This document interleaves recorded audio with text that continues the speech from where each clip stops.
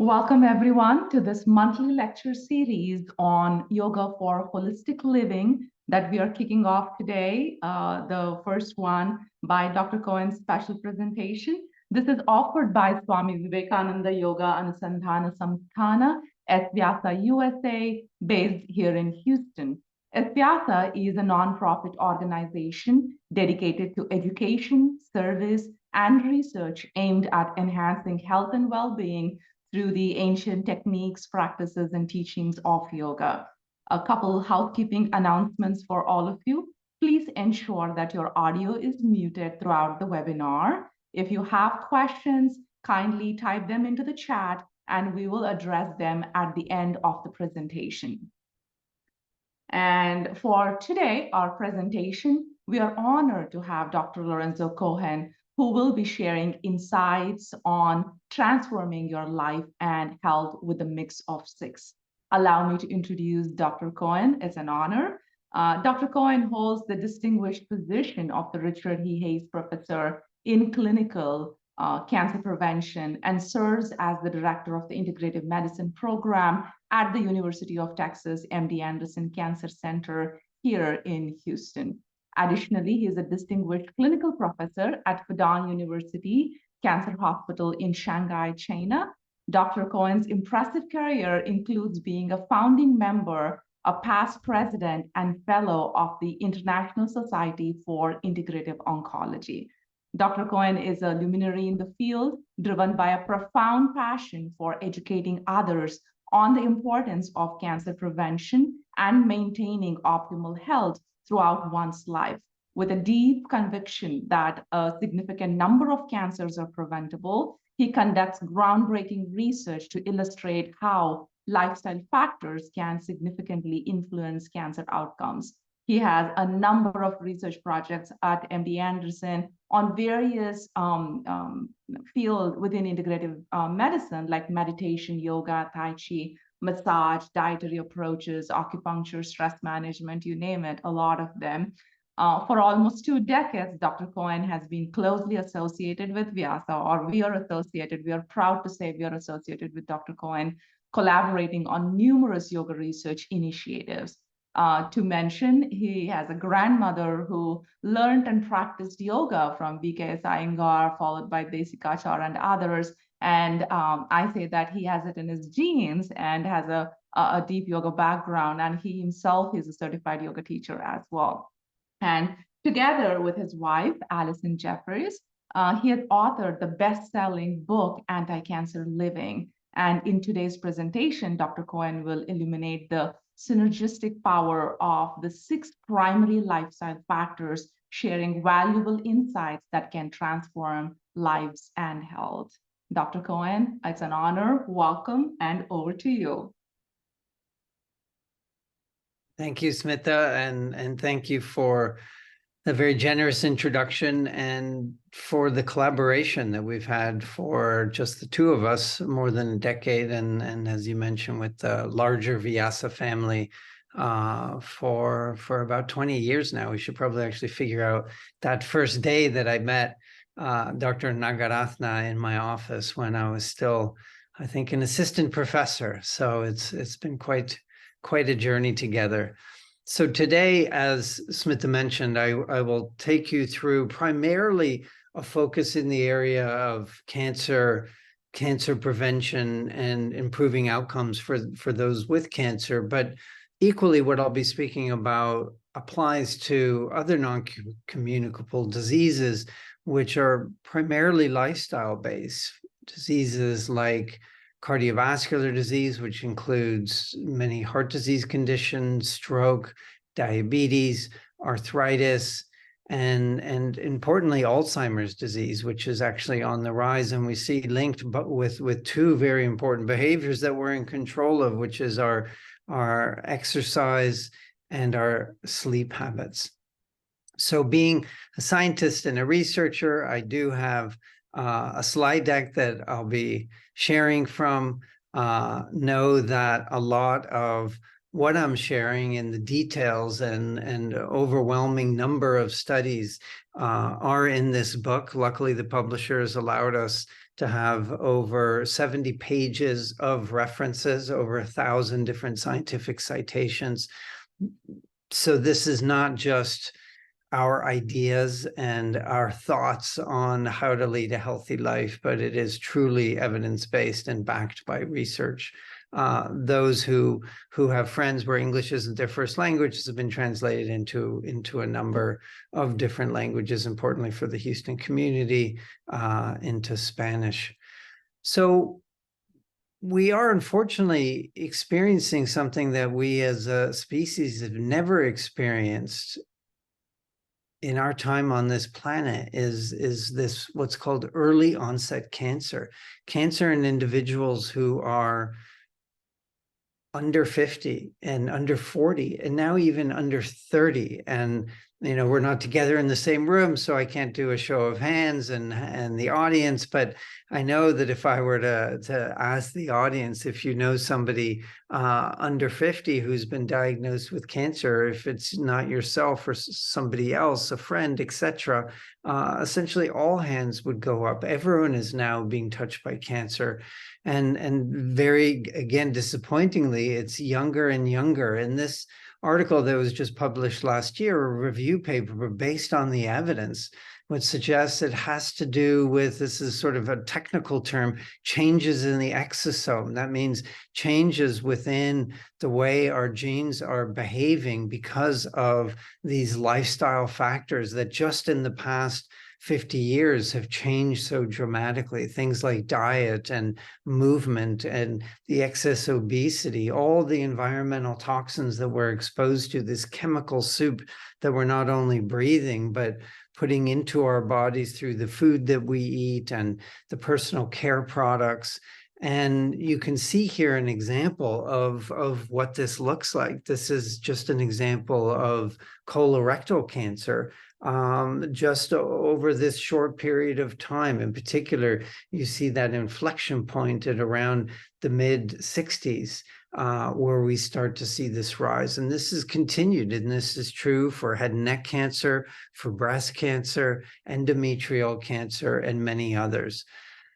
Now, the good news is there's a lot that we can do about this. And I wrote this, I think, somewhat provocative commentary in JCO Oncology Practice with the Vice President of Cancer Prevention at MD Anderson, Dr. Ernie Hogg, in some sense calling on the Biden moonshot to do more than just screen people earlier and to do more than just come up with new treatments for cancer. But as you can see, the title of the article, it doesn't need to take 25 years to decrease cancer death rates by 50%. And we lay out, again, some of the evidence that I'll be sharing with you today. And what's clear is that we're not going to be able to treat or screen our way out of this cancer epidemic.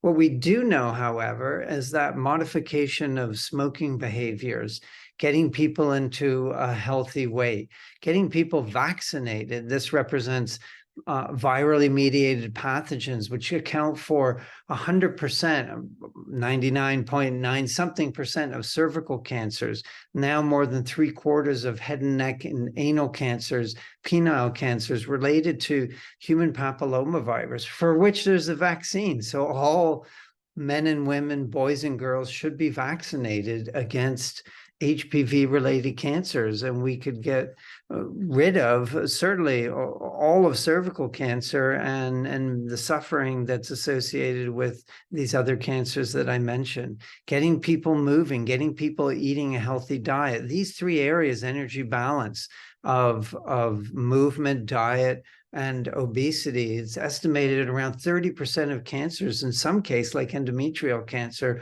closer to 70%. And there you see alcohol, excessive sun exposure, and we'll be coming back to those.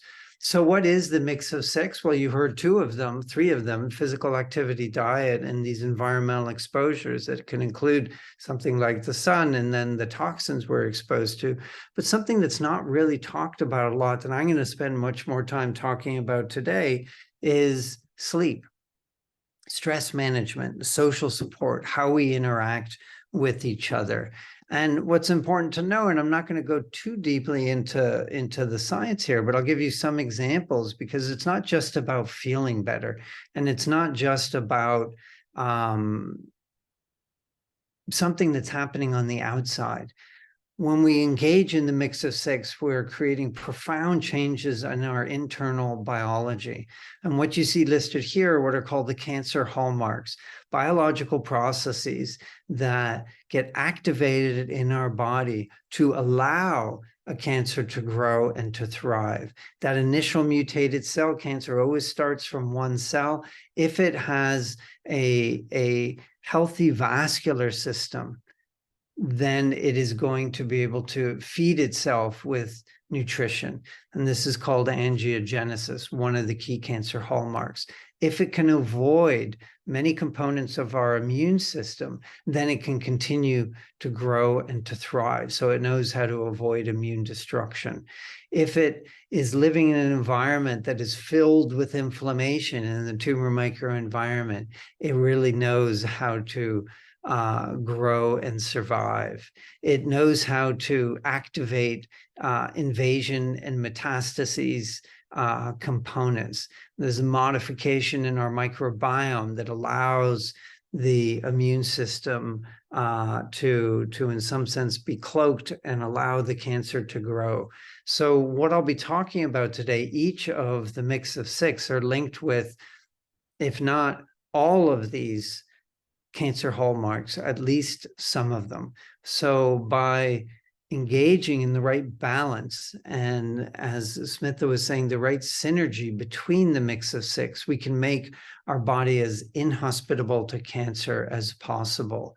And I'll be sharing with you a little bit about the interrelationship between these factors, because from a scientific perspective, they're often studied in isolation, a dietary intervention, increasing more fruit and vegetables, or let's get somebody on an exercise regime and see how that helps them. But it's truly the synergy of these factors, because they all, as I mentioned, are impacting these biological processes. So not only will you be more successful in behavior change, the more that you engage in each of these, but it's going to impact what's going on inside us as well. So let's take a little detour into yoga. I know, that I'm probably not off base when I would think that some of you are interested in this area of yoga, and that you have a relationship with Vyasa, and that's one of the reasons that you're here today. So I'll be sharing a bit about yoga and how yoga relates to all of this and to the mix of six. And Dr. Raghuram shared this slide with me around the definitions of yoga dating back to the classical. And I know many of you are students within the Vyasa group, so you know that these were on a test that hopefully you all passed at some point. And this is probably the most familiar version of the definition, coming from Patanjali Yoga Sutras, where yoga is the controlling the disturbances of the mind.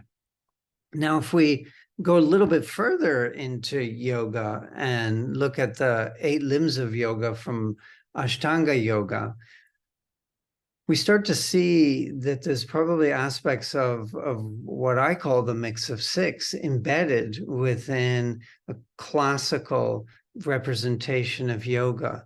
Not yoga that we think of in the West that typically focuses just on asana, pranayama, and maybe dhyana, the meditation component, but more yoga as a way of life that includes yama, which are the principles of how we treat each other, connection between people, where we get and seek meaning in life, engaging in healthy actions and behavior. The concept of niyama, which not only is discipline, but I could interpret as healthy living, engaging in the things that we know we should be doing. Then 3, 4, and 5, asana, pranayama, and pratyahara, is things that we're a little bit more familiar with from a conventional yoga practice. And then, of course, at the end, the samadhi, this concept of bliss and oneness, this connection not only to oneself, but to the world and even beyond the world, to the larger universe. So we can look at the mix of six as more of, as I call it, yoga with the capital Y, yoga as a way of life and going deeply into multiple aspects of well-being. To tell you a little bit about myself, and Smita alluded to this in the introduction, I was born in Rome, that you see pictured here. This is my grandmother, Vanda Scaravelli, whose yoga practice started later in her life, in her mid to late 40s. She ultimately, in her 80s, wrote a book called Awakening the Spine, more of her lessons from yoga and yoga philosophy. And she had, as she would share with me, 3 different teachers for her yoga practice. For the mind, it was really Krishnamurti, who you see pictured here as a young man and an older gentleman. For the body, it was B.K.S. Iyengar, and those who know Iyengar's practice, certainly in his younger years, he was very physical, and you see him on the left there, on top of my grandmother, doing some more acrobatic style of yoga, and then Vanda in this, to me, this clear representation of oneness and connection in her yoga sleeping pose there, where she's not only in this pose in a perfect manner, but there's this sense of bliss and well, a sense of bliss. I'll leave it at that.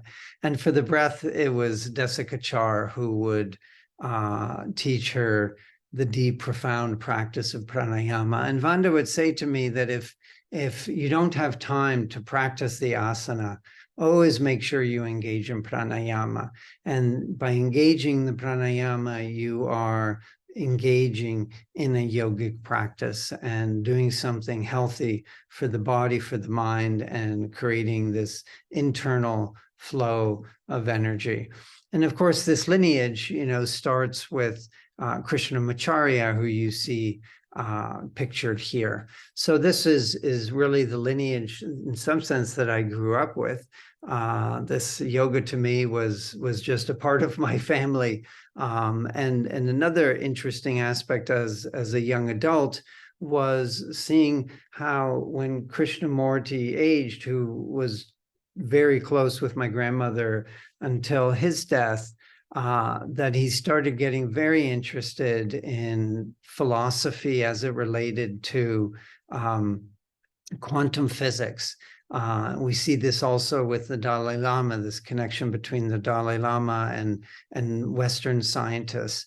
And in this book, The Ending of Time, there was dialogues between Krishnamurti and Dr. David Bohm, who was a quantum physicist, and these wonderful discussions about time and meaning and our place in the universe.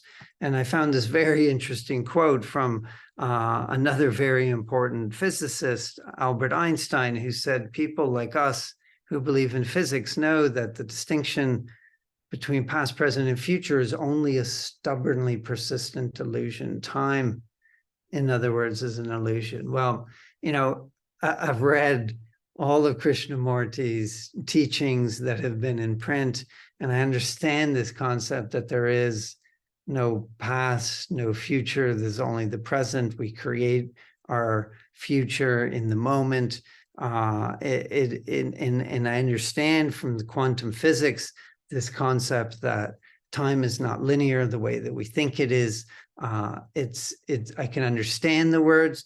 It's very hard to actualize them in our lives, but this is a very important goal, I believe, of the more profound yogic practices, where we truly live in the moment and try and create that future that we want to see happening before our eyes. So let's get into a little bit more detail about the mix of six. The mix of six starts with social support, arguably probably one of the most important components. I know the science behind social support. I know the data behind social support, but it became quite profound on the day that Allison and I finished writing this book. It was literally that day that we sent off the final PDF saying, we're not going to change another word in the book, ready to go to the publisher. And I was diagnosed with an advanced melanoma. So I went from being the scientist, the co-author of a book on how to prevent cancer, to all of a sudden being the person with cancer. And this quote that comes out of our book, is truer now than ever, and certainly going through the cancer process, where it supports the backbone on which all other lifestyle changes will either succeed or fail. One of the things I did early in my diagnosis, while I was still undergoing immunotherapy, as Smitha alluded to, is I already had a deep yoga practice, having spent a year with my grandmother in my youth and continued that yoga practice. But to be able to have accountability, I signed up for the Vyasa 200-hour teacher yoga training in the midst of my cancer treatment, because I wanted accountability for my yoga practice, that every time we got together and we were asked to put up our hand if we practiced, one time a week, keep your hand up 2 times, keep your hand up 3 times. I wanted my hand to be up there, internally competitive, to say that I practiced every day. So that support that I got from that cohort of total strangers going through my 200-hour training was so important to be able to keep me on track and to reignite my own yoga practice. We know, however, from the data that just this concept of loneliness is linked with all-cause mortality. And the more lonely individuals are, the younger that they will die. We know that this is the case in cancer patients. This is just an example in ovarian cancer patients, where we see those with low social attachment not living as long. If we go into the tumor, we see, and I alluded to this factor called angiogenesis, and the protein vascular endothelial growth factor is linked with angiogenesis. The higher the social support, the lower the angiogenesis, the lower the tumor is able to vascularize itself. The higher the support, the lower the stress hormones directly in the tumor microenvironment. Coming back to the 8 limbs of yoga, this sense of meaning and purpose, there's ways to actually increase this through mindfulness-based programs. And in this clinical trial, they actually showed that they could, through a mindfulness-based program, increase an individual's connection, meaning, and purpose in life. And not only was that associated with reduced depression, it also had an impact on gene expression profiles, and in particular, genes associated with antiviral and antibody related behavior, which of course is important to activate aspects of our immune system. When it comes to stress management, it is critically important, because we've documented, in this case, in advanced kidney cancer patients, those who are depressed and have uncontrolled depression around the time of diagnosis don't live as long. They have stress hormone dysregulation, and this dysregulation is also associated with worse survival. And we were able in this study to actually look at gene expression profiles between the most depressed and the least depressed. And I'm not going to go into all the details of what these genes mean specifically, but they are linked with the cancer hallmark. So people who were depressed had a downregulation of genes associated with immune function. They had an upregulation of genes that were stimulating inflammation. So these are things that essentially we need to counteract in the body. So what we know now from really decades of research is that sympathetic nervous system activation, this fight or flight response, or more colloquially, feeling distressed, has a negative impact on the biological processes that control cancer, that keep us healthy. And inflammation is also linked with heart disease. Inflammation is also linked with diabetes and Alzheimer's. So this is, in some sense, the common thread between all these non-communicable diseases, and chronic stress is really an activator. So am I saying that stress causes cancer? No, stress in and of itself doesn't cause cancer, but it creates an environment where when you do have that initial mutated cell, it will have an easier time growing and thriving. And our responsibility to our bodies, to ourselves, is to try and create that inhospitable environment. And as I mentioned before, stress will activate all the cancer hallmarks. And things like mindfulness-based programs, practices like yoga, deep breathing exercises can buffer that. Here we see one of the cancer hallmarks, which is telomere length. As our telomeres get shorter, they're on the end of every single chromosome in every cell in our body. As the telomeres get shorter, you get what's called chromosomal instability, and this is a risk factor for mutations when a cell divides. In this study done by our colleague Linda Carlson out of the University of Calgary, they found that a mindfulness-based program buffered telomere attrition. Now, telomeres shorten over time. It's actually a reflection of our biological age.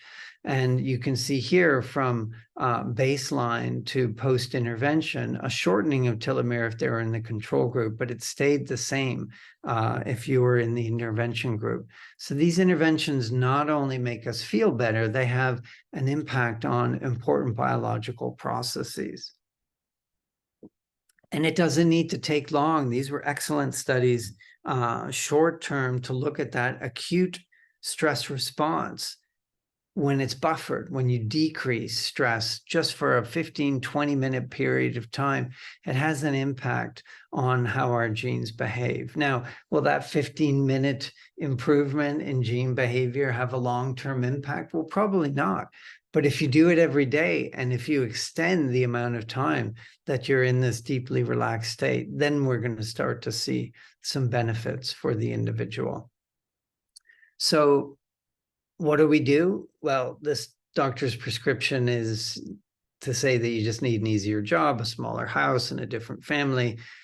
And those on the call today who have all those things probably know it may be a little helpful, but it's not really realistic. So what can we do? Well, there's so many things that we can do from a conventional perspective that you see there primarily on the left-hand side, but also things that we know of that have been practiced for thousands of years from Eastern practices like yoga, Tai Chi, Qigong, meditation, and we're going to get into a bit more of that data in the next section of the talk. But first, let's talk about sleep.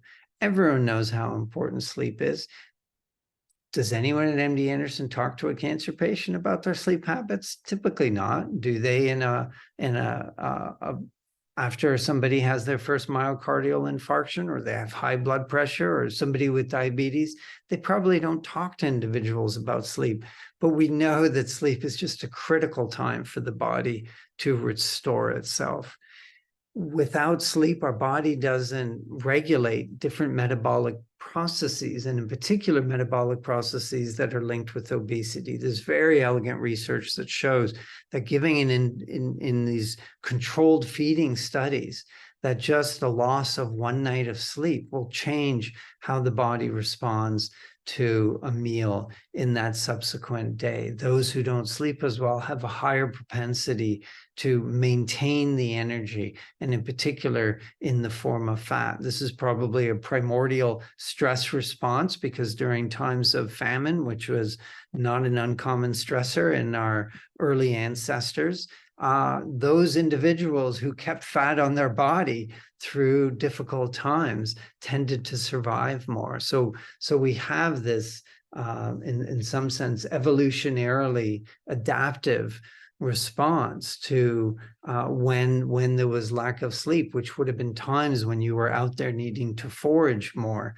Now, of course, it's not so healthy because there's food on every corner and unfortunately unhealthy food, but we'll get to the food component shortly. Interesting that sleep loss has been listed now as a probable carcinogen. So it's, the data and the evidence is intriguing enough for a risk factor for cancer, and there's no question worse outcomes for those who have a cancer diagnosis.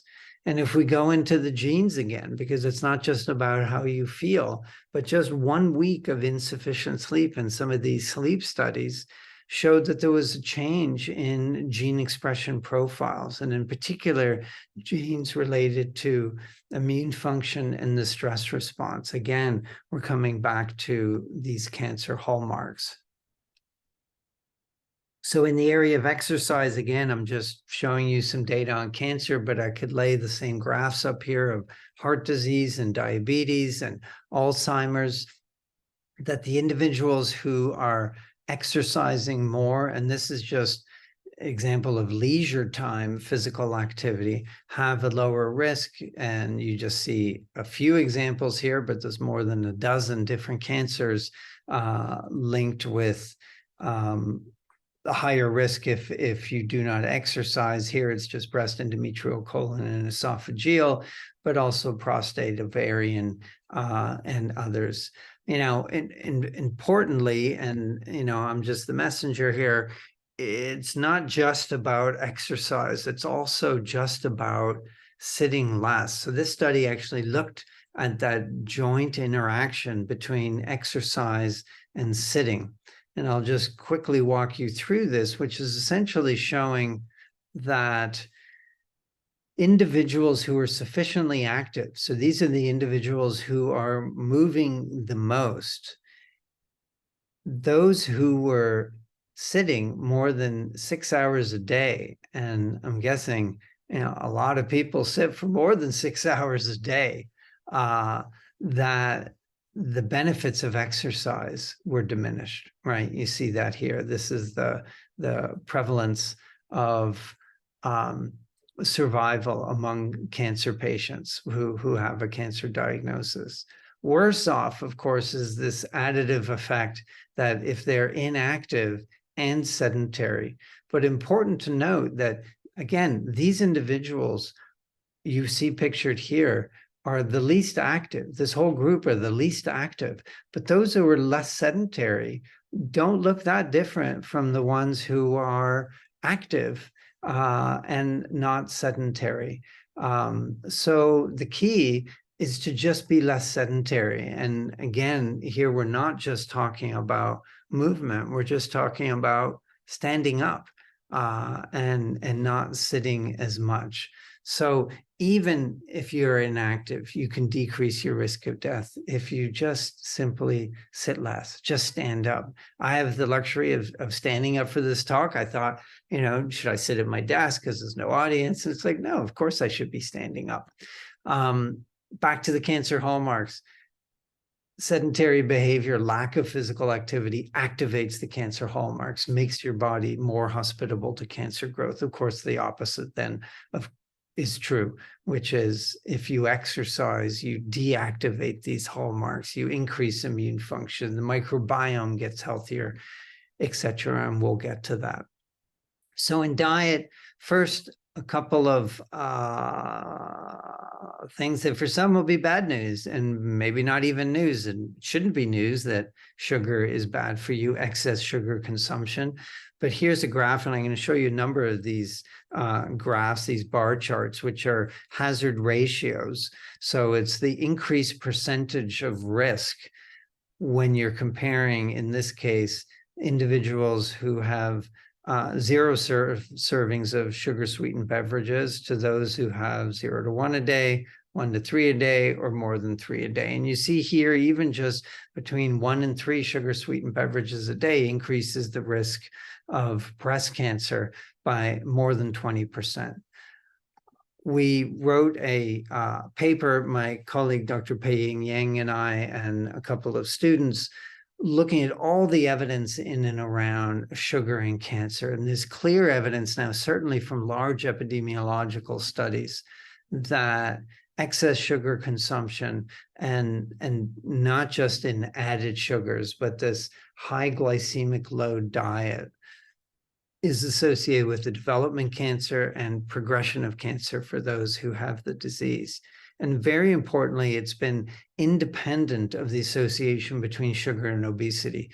So a lot of organizations say that that link between sugar and cancer is because it's excess calories. Those excess calories lead to excess weight. And that's not the case. And that's clear from very elegant studies that can be done in the laboratory. A study done in breast cancer in Dr. Yang's laboratory, Dr. Cantley out of Yale University has done some very important studies in colorectal cancer, clearly showing that this high sucrose, high fructose diets lead to activation of inflammation, modification in glucose pathways, lipid metabolic pathways, changes in the immune system. Again, we're coming back to the cancer hallmarks, and excess sugar consumption will activate multiple cancer hallmarks. Again, a message that many of you may not want to hear: alcohol is a carcinogen. So there's no now mincing words around this. The old recommendations from AACR, American Cancer Society, the CDC, that yes, alcohol is, linked with cancer, but if you're going to consume it, don't consume too much. 2 a day for men, 1 a day for women. Now the message is to decrease risk, fully avoid alcohol. Now if you want to consume alcohol, certainly do it in moderation, do it with the meals, so some of the negative effects can be counteracted, not the least of which it's drinking beer or wine. It's a very high amount of sugar, but it's a carcinogen, and acetaldehyde, as the alcohol is metabolized, is a direct cause, as you can see here, multiple cancers. So let's talk about something positive. Let's talk about eating more vegetables. We know that eating more vegetables, here you see an example of comparing non-vegetarian, where'd my mouse go? Non-vegetarian diet to vegetarian, then to fully vegan. The more you move away from animal products, we see this decreased incidence of developing cancer. Same is true even if you have a genetic risk for cancer. So many people believe that cancer is in our genes and our fate is written in stone, and that is not the case. And in fact, only around 10% of cancers are actually due to an inherited gene mutation. And if you do inherit a gene mutation like BRCA1, yes, your risk of breast and ovarian cancer is substantially higher than individuals who don't have that gene. And there's a specific gene for prostate cancer. But in both situations, there's evidence to show, and you see an example of that here, that the risk of cancer can be modified by how one leads our lives. And this is an example of just the variety and quantity of vegetables that somebody eats, this almost linear relationship of a lower risk for those who are eating larger amounts of fruits and vegetables. This was actually a clinical trial done in Spain. So they're already in the Mediterranean, somewhat leading a Mediterranean lifestyle, although the Spaniards tend to have a high amount of animal products in their typical diet. And here we see that this is extra virgin olive oil, that they were interested in the specific phytonutrients, supplementing the Mediterranean diet with nuts, or here combined. And there was this decreased risk of developing breast cancer in this clinical trial of over 7,000 individuals. This is prostate cancer. The more that an individual is following the prudent diet, so that means a diet that has low glycemic load and more fruits and vegetables, lower amount of red meat, not necessarily vegetarian, but certainly reducing the quantity, that more prudent diet, the more that you follow that, the lower the risk of prostate cancer mortality. And this is true for colon cancer and ovarian cancer and head and neck cancer and lung cancer. These are just a few examples. And, unfortunately, we in the West in particular, we're looking for that one ingredient. Is it the blueberries? Is it the cruciferous vegetables? So in this study, they actually looked at, is it the cruciferous vegetables? And so they looked at individuals who were eating the highest amount of cruciferous vegetables. And yes, they did have a reduced risk of recurrence of their breast cancer if they had high cruciferous vegetables. But what you're seeing here is an interaction, or what we call synergy within food, that represented on this whole graph are only the individuals already eating high cruciferous. And we see this added reduction in risk in the amount and variety of vegetables overall that they were eating on top of a diet that's high in cruciferous. So yes, cruciferous, but also yes to just a lot of variety of other healthy vegetables. And the AACR, American Association for Cancer Research, puts this quite well, that if a 40-year-old were to switch from eating the typical Western diet to essentially eating more of an Indian-based diet or the Mediterranean diet or the East Asian diet, that they're going to have a decade of life expectancy added to their life. And that's not even, again, taking into account any of the other factors of the mix of six. Diet and the cancer hallmarks, it is linked with all the cancer hallmarks. And we'll get into a bit more detail in particular about gut dysbiosis and the microbiome. So what does this look like? It means that you need to eat more plants, more produce, in particular, more whole foods. So not the refined grains, but whole grains that give you healthy fiber, getting protein. Sure, you can from some animal products, making sure they're clean and lean and that the animals were raised in a healthful manner. But an equal portion of your protein, if not more, should be coming from the plant world, beans and legumes and nuts and seeds and other high protein food sources that are healthy. And we want variety. So it's not, again, just about, I heard the blueberries were good, I'm going to eat a cup of blueberries every day for the antioxidants and sweet potato. But we want to eat from all the different food groups because all of them have phytonutrients that are anti-inflammatory and antioxidant in nature, and healthy for the immune system. In particular, if we start talking about the omega-3 fatty acids that are in seeds, all the anti-inflammatory spices that exist, mushrooms are immune stimulating agents. Ginger, turmeric are all not only delicious spices to add to your food, but again, anti-inflammatory in nature.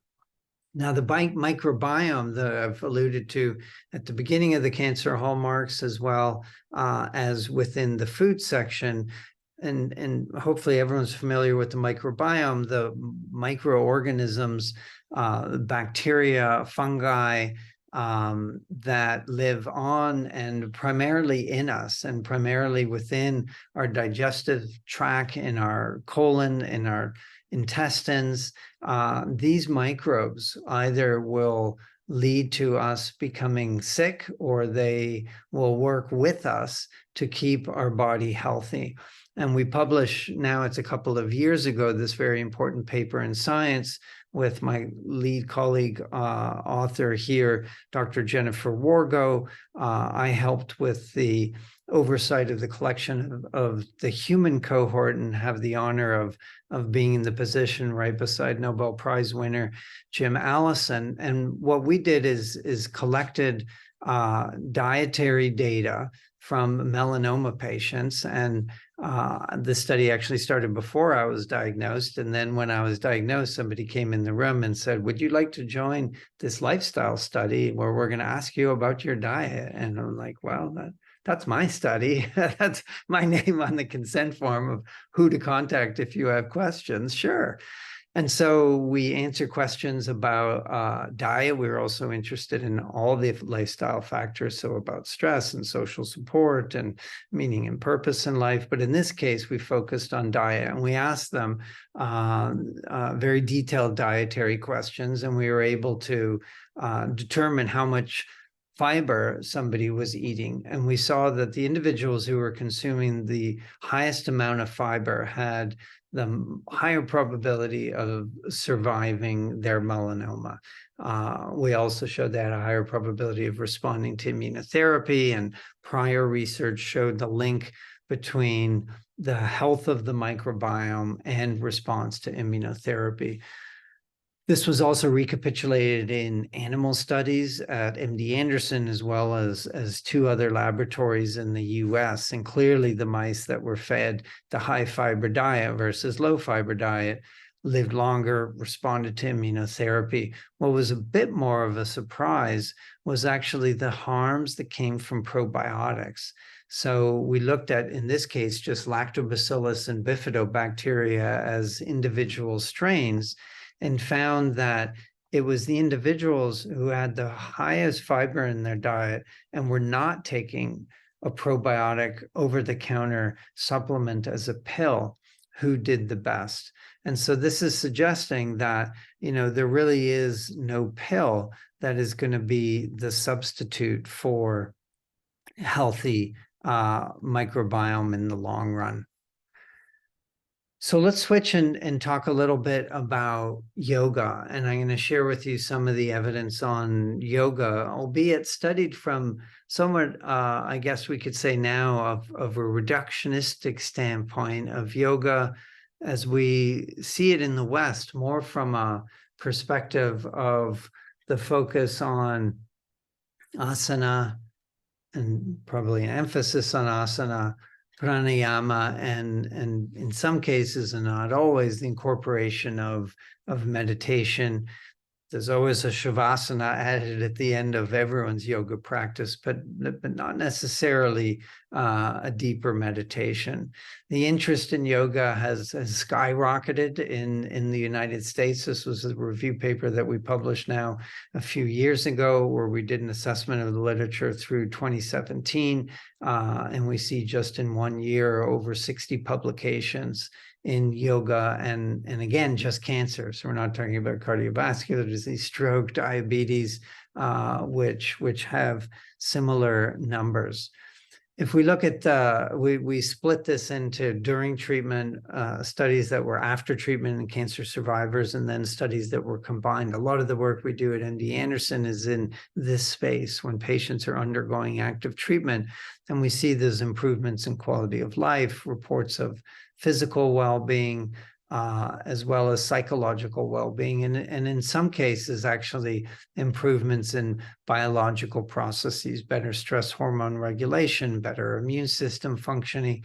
Again, some of these cancer hallmarks that are important to get in line, especially when you're undergoing treatment. And here, the strongest effect in terms of physical well-being in these cancer survivors. So over the years, and this predates the study I just showed you, have been a number of guidelines that have been written for the use more generally of integrative medicine within cancer care. And this recently partnership between the American Society of Clinical Oncology, the authoritative agency for what should be done clinically with patients. They're a US-based organization, but they influence what's done around the world, develop guidelines alongside the Society for Integrative Oncology for the use of integrative medicine. In this case, it was specifically breast cancer patients. And I'm just highlighting the recommendations for yoga here, for anxiety, for quality of life, for mood depressive symptoms, fatigue, and quality of life. More recently, there have been guidelines written for pain. Again, this collaboration between SIO and ASCO. And here we see hypnosis, it is a mind-body practice.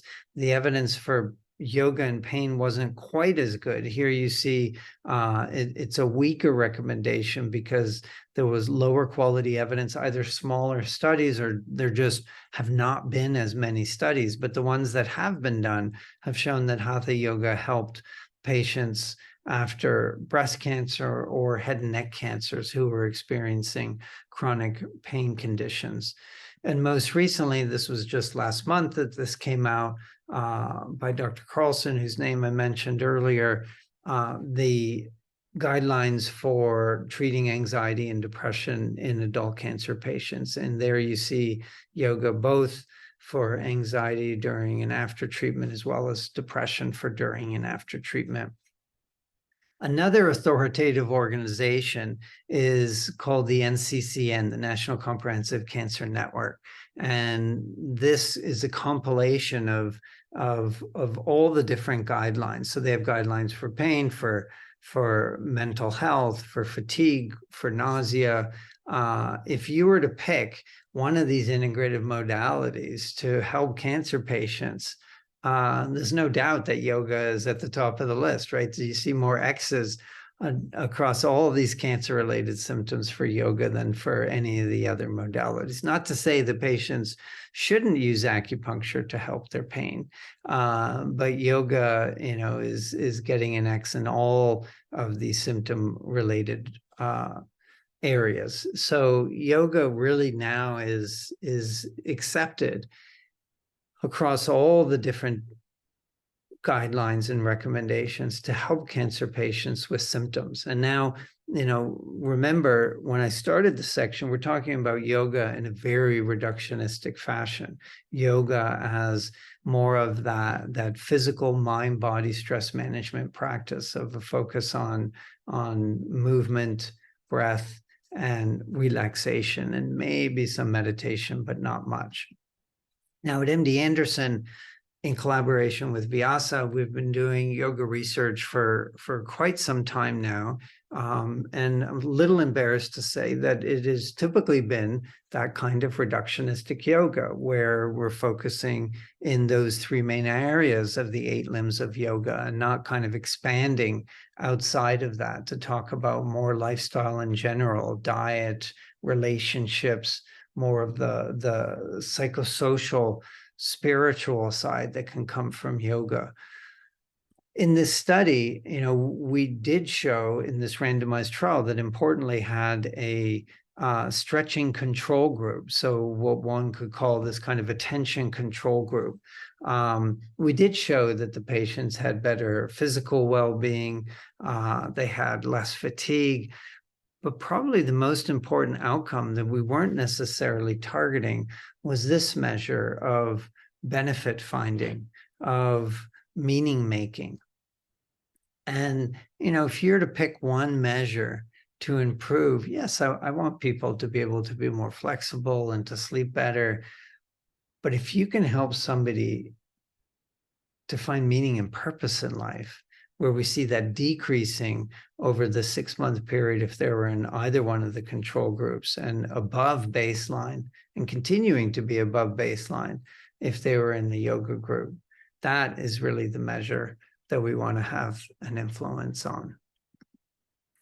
Those interested in going deeper into this whole area of yoga in healthcare. Again, I've just touched on cancer. The second edition of our book should be coming out soon. We just picked the new book cover that you see pictured here. This is actually the first time this has probably been publicly presented because we just picked the cover a couple of days ago. We have been doing some research at MD Anderson that does try and get at more of this, I guess you could call it yoga with a capital Y, but when we designed this research, which includes a very important yoga component, the yoga component is in some sense separate from the intensive exercise that the patients are counseled on, as well as the nutritional component where they're meeting with a separate dietary counselor, and then the behavioral component where they separately meet with a behavioral counselor. But what was quite interesting from this research is that that mind-body component, the relaxation, the meditation, the asanas, the pranayamas that they learn from Smitha and her colleagues through Vyasa, that seemed to have this resounding, profound effect in the patients. And we did exit interviews with all of the patients and did some qualitative analysis, and that's part of this paper. But one patient in particular, there's a number of patients, but I don't have time to share all their phenomenal stories and quotes, but one of them talked about how this mind-body component was so important to her. And she said, I don't know if anyone's ever felt like this, to have so many questions, but the answers are trapped inside you. That's how I felt for so long. Well, I've come to realize that through meditation and deep relaxation that my answers are flowing. I can honestly say I've never been in such deep thought about my life. There was another patient whose husband was actually a pastor, and she wasn't even sure if she could join the study when she learned that we were doing yoga, because she Googled yoga and Christianity, and don't do it. Don't Google yoga and Christianity. You see all these evil demonic things linking yoga to the devil. And after she met with Smitha, and Smitha was able to modify the sun salute to be S-U-N to S-O-N. And when she was in Shavasana, Smitha would guide her with meditations that aligned with her religion, and the white light was the light of Jesus. She shared with Smitha that she has never felt closer to God in her life than during her yoga practice with Smitha. So that is really, really deeply profound. This concept of, back to yoga as with the capital Y, that 8-limb path, where in that moment she felt that deep feeling of bliss.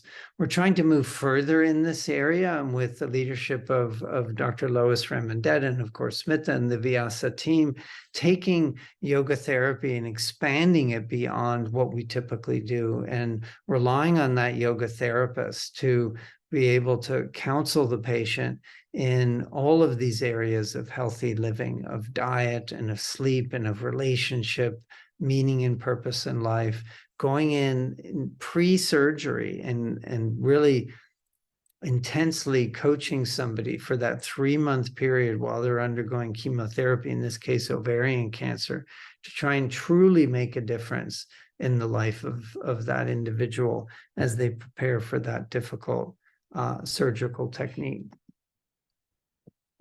So this aspect of yoga and what we're trying to do at the more profound level, I think, is really important. And we know that this connects everybody, because humans on every part of the planet have always been trying to find ways to focus inward on oneself, connection to others, to higher power, and ultimately to the world as a whole. And this comes us to the end, where thinking of yoga with a capital Y, how can we, now that the evidence is there for Western-based yoga, let's call it, the more physical movement-based that also includes aspects of relaxation, but can we take that to a whole new level if we look at yoga as it's traditionally practiced, the 8 limbs of yoga, to really create comprehensive lifestyle change? And I'll leave the last word here to Dr. David Baum, who said, deep down, the consciousness of mankind is one. This is a virtual certainty, because even in a vacuum, matter is one. And if we don't see this, it's because we are blinding ourselves to it. Thank you.